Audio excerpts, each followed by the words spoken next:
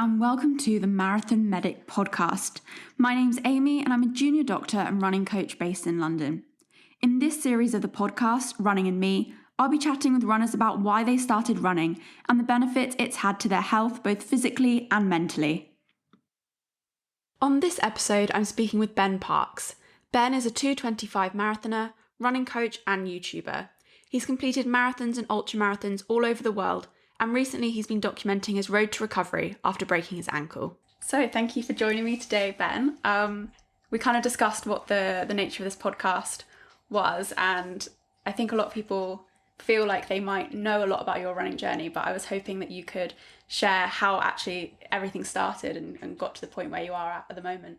Well, yeah, thanks for having me on, Amy. My second podcast that I've ever done, and looking forward to going through everything with you, close friend, and massively respect everything you've done as well. So really nice to be invited on. Thank you. Thanks for having me. So yeah, where do we start? Well, in terms of my running journey, I guess I entered the London Marathon when I was 18, which was kind of as a bit of a dare because there was a girl I liked at school that fancied herself as a bit of a runner. And through school I played a bit of rugby and hockey and cricket and all the other sports, but I was pretty weedy, not sure if that's the right term, growing up. So I got quite bashed and battered, and so I started playing golf mainly, but also doing quite a lot of running at school as well. So it wasn't that out of the ordinary for me to go and enter the London Marathon, but did it, as a bit of a bet, a bit of a challenge, try and impress someone, as most people do when they're 18, and ran it in 4 hours and 3 minutes, I think it was, off no idea what I was doing. I had no books, there was no reference, no training, no help, no support, absolutely nothing, just occasionally put on some trainers and went for a run. And yeah, I guess when I crossed that finish line, with that girl nowhere in sight, she had no idea, crossed the finish line that day, I always say it's the day that my life kind of changed forever, because I just kind of massively got the bug. I would say for running, but mainly for running the marathon. Like, I just thought it was an amazing event, and I just wanted to, pretty much at that point, wanted to tell the world how amazing that feeling was. How did you get into London Marathon that first time? You just entered. Way back then, there was no internet. Well, there probably was internet. So this was 2002. So I had to go down to my local sports shop, which was called Jim Hill Sports. I don't know where that's come from. I think it's called Jim Hill Sports in Billingshurst in West Sussex. You had to get the London Marathon magazine, paper application form in the back, fill it out, send a cheque, which my mum must have done because I can't imagine I had a checkbook back then, after the London Marathon. And then you would hear in the post, I don't know, a month or so. There was still a ballot, but... There was still a ballot. Okay. There was still a ballot, and I got in because back then I got rejected in the ballot, but then they have this other draw, which they still do now. I think they keep like 1,000 places back. If you say that they can have the entry money, they'll put you into another ballot. So then I got in on that second ballot. So I didn't really think much of it. Like, I had no idea. I'd just seen the London Marathon on TV as just this big sporting event. Like, I'd watch the FA Cup final or whatever big sport events are, and it was just another thing I'd watch on TV. And so it was amazing that I was going to be part of something and be part on TV. I think that's what a lot of people love about it, because you're running with the amazing runners. Well, everyone's an amazing runner, but you're running, it's just one race and everyone's in it together. And it's very unique in all sport, really. Mm-hmm. And then kind of following that was that the first race you did, or was that just the first? Oh yeah, I wasn't any sort of runner at all. Okay. I didn't compete at school. I'd never been on an athletics track. I wasn't like a county runner. I didn't do any athletics at school. It was purely just, I enjoyed it and it made me happy. Like, that was all it was. And I just thought, the more time I can spend doing this, it makes me, even back then at 18 years old, I was just like, this is just quite good fun, spending time by myself. I'm a bit of a loner, really. All my training I do by myself. And so, when you crossed that finish line and you had that feeling of, this is what I want to do, how long did it take after that to get into it more competitively, or I guess dedicate more of your life to running? Because I think that was, from my understanding, later down the line. Oh yeah, like in the early days, I don't know what I did now. I think I did Paris the year after, and I just sort of said to myself, if I could just do one marathon a year for the rest of my life, that would be an awesome achievement. How many have you done now? I don't know. Too many to go. About 80 to 90. I'm really not sure. But back in those early days, it was just a case of just doing it because I enjoyed it. I wasn't bothered about the time. When I crossed the line in London Marathon in 4 hours 3 minutes, was that good? Was it bad? I didn't really know. I walked a bit. I just tried to enjoy it, and it was just 4 hours of spending some time doing something that I really enjoy to do. I just really enjoyed it. I could just be by myself. I was completely in control of everything. Whereas I only really played team sports before, which was great in that team aspect, something, but then you rely on so many other people. And now I could just do this thing that makes me happy whenever I wanted to. Do you think the feelings that you get when you cross the line now have changed to that first time, or do you still get the same? Oh no, it's completely the same, because I don't run for time, and I still don't. I just run more now, which means I can get around a bit quicker. Mm-hmm. But the time on the clock doesn't mean anything to me, which is quite odd, because everyone would naturally think it's all about running PBs. And it's really, for me, it's just not at all. I just want to spend as much time as I can running. And if I can run for 12, 13, 14 hours a week, if that's 100 miles, 120 miles, whatever it is a week, that's just time enjoying doing something that I love to do. So, and naturally, obviously, if you can do that and your body can sustain it, then you will get around a bit quicker in the race. And I do like to try and push and try. But the reason for doing it hasn't really changed right from those early days. But then I got into my mid-20s and kind of had that career sort of mindset, as a lot of people do. So the running did stop, and the beer and the partying and the fast food and going to university and then trying to forge a career and working silly hours and driving all around the country as a sales rep. Yeah, there really was no time for any sort of running or thing. And then I moved up to Scotland to, again, follow my career. And with the climate up there, that wasn't really that conducive to doing training when, I was working 12, 13 hours every single day for about 6 days a week. And there just wasn't really time for it. But I still did a few races here and there just to keep, touch base. But it was normally just a case of massively hitting the wall later on in a marathon and walking in about, again, always about sort of 3.5 to 4 hours. And I think even in the few years that I've known you, I've seen the change, because I think when I first met you, you were still working those long hours and kind of fitting running around it. What made you think, actually, I'm going to stop doing that and focus kind of all my time on running and coaching and things like that? Yeah, I guess I didn't really want that change so I could run more and perform better myself. It was just a case of wanting to work for myself. I worked for a company for quite a long period of time, about 10 years, and had a great time. I'd never knock that company. It's a family-run business, had an absolute blast there.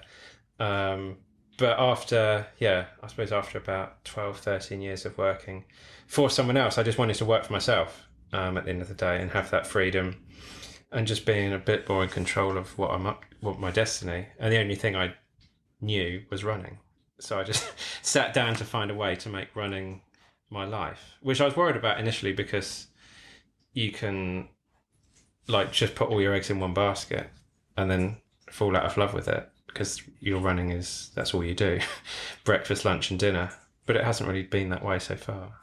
Do you think the attention that you get for your running and everything you've built up in terms of YouTube and Instagram, it's great, and I think from the outside it seems amazing, but do you think that's detracted anything from your running in terms of, you have to record the things that you do and produce content and people are always watching you? Has that detracted anything, or do you think it just adds to it? I've never put something out there or recorded something I haven't wanted to. Mm-hmm.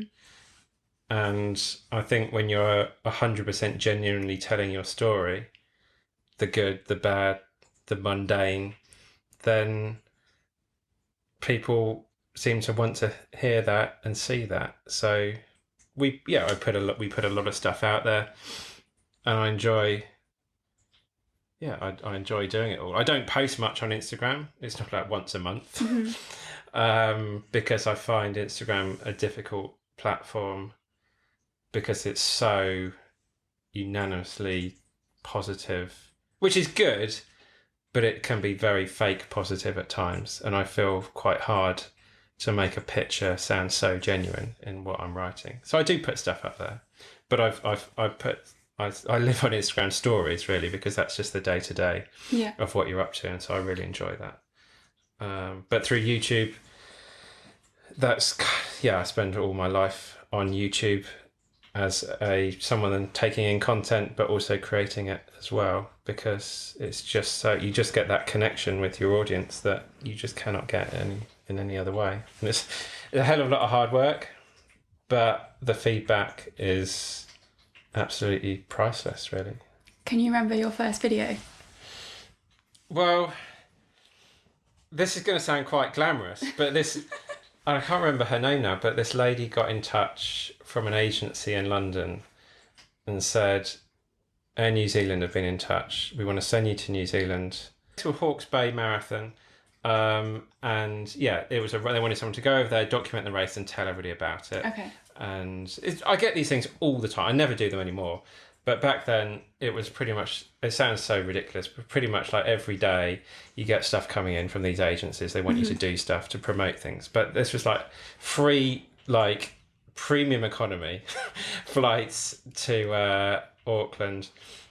It was just like ridiculous. And I just couldn't turn this down. And then I was even cocky because then I said, I'd only do it if Sarah came as well. So then they paid for Sarah's ticket as well. But I had to make a video for it, so it was just a great excuse. It really kickstarted me into making a video about this race. So I just bought a GoPro and flew out to New Zealand and stood on the start line and pressed record, and it wasn't great, but that formed where we are now with making these videos in races. And have you just picked up the skills to do that as you go along? Like, do you look back at that video and think, oh wow, that really wasn't very good? Or no, I'm proud of the video. The sound wasn't very good. Like there's always these things. Like in every video I do, I try and improve one thing from the video before. Just whatever it is, it could be some tiny little thing, and just so the videos are always getting better. And then after 10 videos, you've had a big jump in everything. So yeah, it was back then. It was just literally just a GoPro in my hand and run. And it was a crazy time. I'd just run 100 miles on the Thames Path one weekend, and then we flew to Auckland, and the next weekend we ran in the Hawke's Bay Marathon, and then we came back the weekend after and we ran Liverpool Marathon. Is that the rock and roll? Liverpool Rock and Roll Marathon. I'm trying to do, they do that in Las Vegas. Yeah, the Rock and Roll Las Vegas. So I'm trying to do that Marathon. This year with my brother. Oh, That's okay. our kind of fun run for the year plan. Oh, it's good for there are a lot of bands on the course, and Liverpool's a fantastic city. I just like going out and taking people on a ride. For so many people, running a sub 3 hour marathon, male and female, is like an ultimate goal that people will work their whole life trying to do. And I've kind of been blessed. I had the time and I guess in a way the talent to be able to kind of go and do that at will. And I wanted to show people what it was like. And I wanted to take people along with me that maybe couldn't do that or were trying to do it, and they could feel what it was like and inspire them to get on and do it as well. And I think that's a lot of what I do on YouTube, is taking people to places and giving people ideas and expanding their mind over what's possible. And so like right now, when I'm injured on the sofa, off running for 2 or 3 months, I'm sitting here watching content of other people running. Yeah. And it's like transporting me back to those feelings and back to the mountains and the roads and wherever. And I just love going on people's journeys. Do you find watching those at the moment, because you've got your broken ankle, do you find that as well as it's inspiring, is it kind of making you feel sad? How are you dealing with the recovery? But it hasn't made me feel sad. This whole injury hasn't made me feel sad, and I don't really know why. It's a bit confusing because I see everything as an opportunity. Mm-hmm. And now I've got an opportunity to tell people what going through an injury is like. Have you ever been injured before? to a big extent. I guess we all have niggles here and there, but I've never been injured. No, I've never been injured like this. I've never been in hospital. I've still never taken a paracetamol. Cocodamol has paracetamol. Yeah, I'm that afraid. does. I've now taken a couple of cocodamol tablets through painkillers through this, but no, I've never been in hospital. Never had an operation. Never had. The last time I had a cold was in 2010. So I do look after myself incredibly well, and I'm very lucky. And I suppose these days I don't really come into contact with too many people as well to get ill. Because you like running we don't by have yourself. children, and all that sort of stuff. So I think it will be nice for people that are going through similar things to watch you recover, because it's going to be a long journey, and I'm sure documenting it will give people the hope that actually, you know, it goes quite quickly. You will get your strength back. You will be back running by the end of, well, the end it's of just the summer, I just probably. see everything that happens to me. I suppose whether it's like fate, I just kind of see as this was meant to happen, and like bad stuff happens in life, and you can't always control it. And this was a bit of a freaky thing that happened, but it's now given me an opportunity to talk about something different, something new, engage with people in a new way, and learn stuff about myself. I'm now an expert on how to heal bones quickly. I'm now and I'm just, you know, I now have interactions with new people that I'm meeting through this. Like the amount of people reaching out since this has happened has been absolutely off the scale. And yeah, I just see everything as an opportunity. I think as a coach as well, it gives you a new perspective when you're coaching someone back from injury, or someone that you're coaching gets a niggle or an injury or something like this happens to them. Oh yeah, like I coached someone last year, and he came to me for a sub 3:30 goal at marathon, so sub 3:30 goal for Berlin Marathon last year, and he ended up running 3:04, which was fantastic. But after that, he sustained a bit of a niggle. It was a nasty injury, and he had to have 2 months off. It happens to everybody, and I think a lot of people think that pros, I don't include myself in that bracket, but with that sort of sub-elite group, people just go out there and train it well, and it's not. It's an incredible amount of hard work that goes into it. But we all get injured. It's just part of running, and I don't see injury and running as separate things. It's just all in the same thing. You get injured running, unfortunately, you do get injured, and it's just how you can deal with that. But the mental side of dealing with injury is very, very hard, and I have dealt with it way worse in the past. But I think now with the community that I've got built up around me and the network of specialists, and so my running form coach has been in touch. We've got appointments booked in. I've been to see my physio today, 5 days after the operation. We've already got a plan in place. I'm very lucky to live with a GP, and obviously knowing you quite closely as well. I've got a network of people around me I can get really solid advice from very, very quickly. And I think a lot of people, when they initially get injured, they're very, very scared. They feel very, very alone. If they're kind of a first-time marathoner on their thing, they just don't understand, and they don't have a place to reach to, because it's people. They just see people going out and training and getting it done. You look on social media, everyone else is out smashing it. It's like, this has happened to me. I don't know what to do. And so all I can ever say to people is go out and get a proper diagnosis from a physiotherapist as soon as you can, and become friends with them. Like a physio can be your best friend. The same like a massage therapist can be your best friend. So I'm not seeing my massage therapist that much at the moment, but she's normally around here every sort of 10 days to 2 weeks. And yeah, having those relationships with those people is priceless in keeping me doing what I do. But also the online community that you have is quite good. Yeah, like we live, your morale high. we live in an online world these days, and at one hand it's very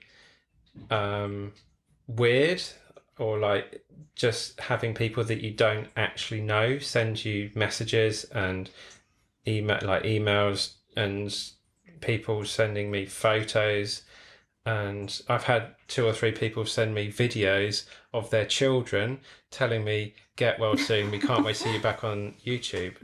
And that is crazy on one hand, but on the other you're like, I don't know these people, this is really weird. But that's the world we live in these days, and I wouldn't change it for the world. And it's just amazing. Like it's 99.9% positive. You know, through this whole injury, the amount of comments and everything everybody just reaching out and saying such wonderful, lovely stuff. It's kind of weird when there seems to be so many trolls out there, but I don't seem to attract any. I always Maybe. think, I always question why someone that doesn't like you would follow you. I don't understand the trolling thing. There is that thing. Just hit the unfollow button. Yeah, it's very easy to do. But I'm glad that your experience has been so positive. The social media experience has been 100% just utterly, genuinely warm, lovely people. And when people come up to me when we're at that park run, I can't really go for a run now in central London without somebody stopping me, which again is lovely. I can confirm that. Yeah. Been on many runs and people asking for photos. Want me to take a picture of you too. But yeah, like the thought of you having a positive impact on somebody else's life is incredibly powerful, and that's the whole why I do all of this. Is when I was kind of growing up and you kind of thinking, what am I going to do for a career?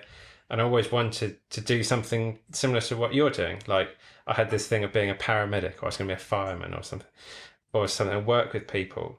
But I'm just not clever enough, basically. And I don't have the academic way rule. So I saw this as a way of actually helping people on their journey. And that's what I wanted to do. I just want to help people to get better, give people sensible, simple advice on how they can improve. Not to become Olympic athletes. No one's trying to do that. Just trying to get that little bit better and just see an improvement. And then they'll get excited about it and they'll go off and find some more information elsewhere as well on how they can improve.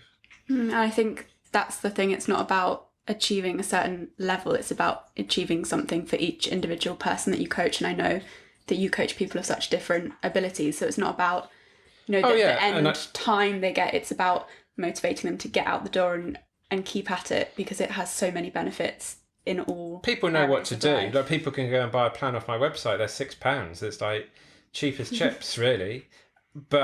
And for most people, that's absolutely fine. That's all they need.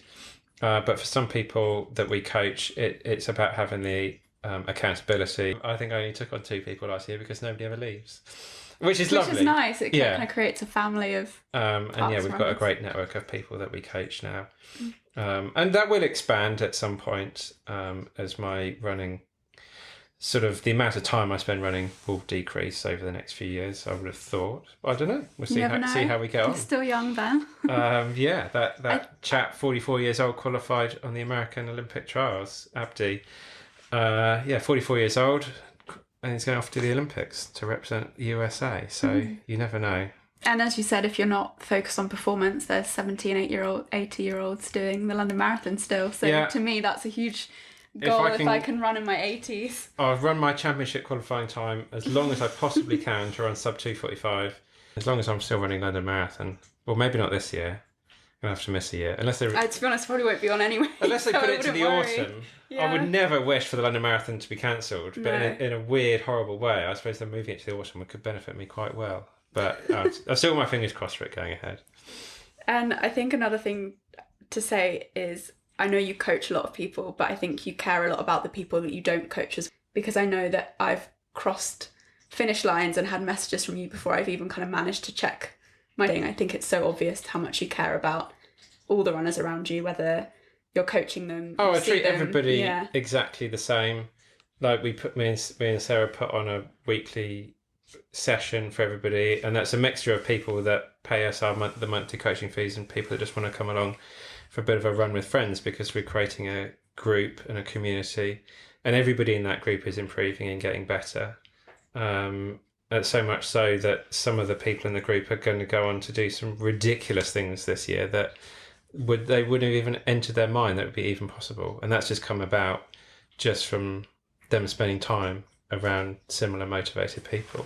Everything is just completely priceless. Like hearing people's stories, just people sending messages of what they've achieved and what they never ever thought they'd be able to achieve just through watching some video that I've made. And whether that's people I don't know and people that I do know, and we're out supporting, waiting for the last person to cross the line in races that we go and watch. You can't put a price on those sort of things. Can I ask, how are you feeling about your skateboard, and do you think you'll ever make a return? Well, I got a skateboard not really because I wanted to get a skateboard. It was more I wanted to learn something new from my childhood that I never did. Did you then. skateboard as a kid? No, Okay. but I always wanted to, but I was too scared to. And I just wanted to learn something new, and it was get a skateboard or get a piano, basically. I think a piano might have been a bit safer. Easy said in hindsight. But the skateboard's still here. It's just Okay. over the other side of the room. Yeah. I don't plan on getting rid of it. As I say, bad stuff happens. Would I be running now if I didn't buy that skateboard? Of course. But then something else might have happened. That you can't dwell on the past. Like, the past has happened. It's just how you deal with it now to get on and get well and get fit and tell the story about what happened. Like, for the most part, a lot of people struggle through life with various things. There's people that got far worse stuff going on than me with my broken ankle. So I don't dwell on it too much. Will I go on the skateboard? It'd probably take me a while. Yeah, I'll I can probably need imagine to- there's a bit of fear. And the ironic thing is I was using the Tuesday sessions to learn. I wasn't doing anything stupid, and I still don't really exactly know what happened and how it happened. But yeah. But then I heard that yesterday that company went out of business. So That makes the skateboard? yeah, Really? Yeah. Oh, hold it. It's heavy. That's what surprised me. it's If yeah. that it's, hits your ankle, I'm not it's surprised. gone out of business, so it's an appreciating asset now. So I could probably double the Yeah. money that I got for it. So Make a YouTube video, sell it on eBay. yeah.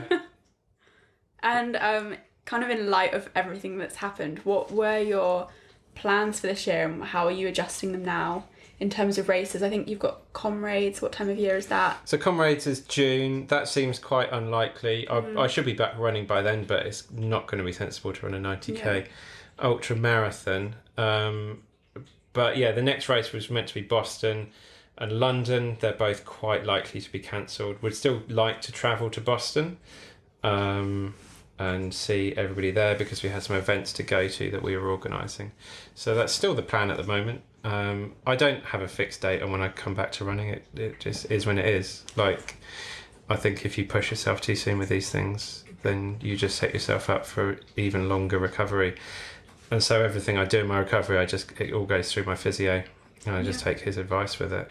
The first chance of being competitive, I really don't know. I think probably best not to think about that Yeah, I don't. when you're kind of 6 days post-op or Like however many. UTMB is the only thing that I'd be a little bit gutted about because it's Yeah. a hard race to get into. Recovery's going pretty well so far, so never say never. I guess you're going to have a very good baseline to start off with, so It's fingers crossed for a interesting. speedy- Like, I don't know. Like, I don't. Again, with what I do, I don't see many people at my sort of level that have this type of injury and then document the whole process of getting back. So I'm interested to see what the data's like.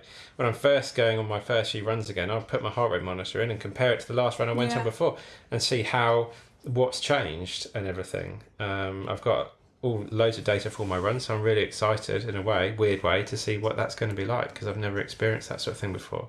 I guess there's the physical aspect of it, but also the psychological aspect of if you haven't ran for so long and you kind of know that you're starting from a backwards position that you were previously, it might almost spur you on to push yourself even harder, give you that extra motivation to do those longer sessions. Yeah, I don't struggle with motivation, really. But yeah, there's that thing of, potentially losing something that you love more than anything else in the world. Yeah. So you are going to try. Makes the heart grow Yeah. fonder. Yeah. And I probably suffered with that a little bit when training for Frankfurt and Berlin marathons last year. My head wasn't in the game. The business was growing so quickly, and I was just spending more time focusing on that than I was on my running. And I'm not going to do that again this year, training for Valencia. That is going to be absolutely, I'll automate a lot of stuff in the business just so I can take the time away to concentrate on my body a hell of a lot more. There's not going to be less content, there'll be even more content probably. I think it's natural to have the up and down phases, though. I don't feel like we can be on. Well, most all the proper time. elite athletes will take a month off Yeah. after a goal race. So if this is going to take me out of the game for 6 or 7 weeks, that's not wildly different. And then you build back up again. So it's bad in a way that for how much I love just going for a run, and I can't do that now. I can't just put my headphones on, put a podcast on and just go for a run. And I do miss that massively. But that's kind of it, and I can deal with that. And once your boots on, maybe cycling will give a little bit of that kind of Yeah, then I'll be allowed to cycle. release? Cycle in the flat. I'm not going to be cycling out on the London roads. So yeah, I'll be back on Zwift to try and build that sort of. Well, cycling movement is not that similar to running, but it's using a few of those muscles to get that sort of get everything activated again, and then I should be able to find a Ultra G treadmill. And could you just explain what Ultra G is? Because I feel like a lot of people won't know. It's essentially a treadmill that you can run on. You kind of tie yourself into it. You wear this sort of harness, and your legs are completely sealed, or your whole bottom half of the body is completely sealed in this massive like bubble. And then they can reduce the air pressure inside that bubble to make it running very, very light. So it's almost like running on the moon, for example. So there's just less air in there. So you can, I don't know what the percentages are, but you can run down to around about 80% or 20% of body weight. So putting very little force through your body. But what I'll be doing there is just trying to get my body used to the movement of running again, trying to get the form back and that sort of thing, because when parts of my leg haven't even moved at all, they're going to be incredibly stiff. So it's going to take quite a lot of time doing some stretches, working with a massage therapist as well, and then gradually getting used to the movement of running again, which an Ultra G treadmill will allow me to do. Am I ever going to convince you to take up swimming, or is that a definite no? No, okay. I won't try again. That's the end of that one. A lot of people want me to do a triathlon, and I want to do a triathlon. I'd love to do an Ironman in under 10 hours. Just minus the swim. Yeah, well, and I probably will. I will definitely do it one day, just to see what it's like, just to see what these triathletes are like. But the amount of money and time and everything involved in triathlon is crazy. I would never be able to be as good as I am at running at triathlon. Yeah. Is just impossible financially for me, and I don't have that time. I don't live in the right sort of place. But yeah. But for now, focus on getting back to running, I guess. We'll do an Ironman one day. Yeah. Definitely. Well, thank you so much for chatting with me. I'd just like to end, and I'd want you to tell me one word that you would use to sum up how running has changed your life. You could have asked me that. Only one. You could have asked me that one before, but I suppose it just has to be just happy, because I spend every waking hour pretty happy, and I have no regrets over everything. And I went from I'm still a very, very shy person. I find it very hard to interact with people, but put a camera in front of my face and I don't change, because I feel that is the genuine me that wants to get out there. But it's definitely different to how you interact. It's definitely different from how I interact, but I'm a very shy person. I can't speak to pretty much anyone in public at all. Self-checkouts for me are an absolute amazing advance in the world. Having a 2 or 3 minute conversation with someone on a checkout is pretty scary, which is probably might seem quite weird for some people listening to this when they see what it's like, because so through everything I've done, I have become a lot more confident, and that has helped a lot in what I do. Just generally a lot happier, a lot more fulfilled in everything I'm doing. To keep up to date with the latest episodes, follow along using the handle @marathonmedic or visit marathonmedic.com. Thanks for listening.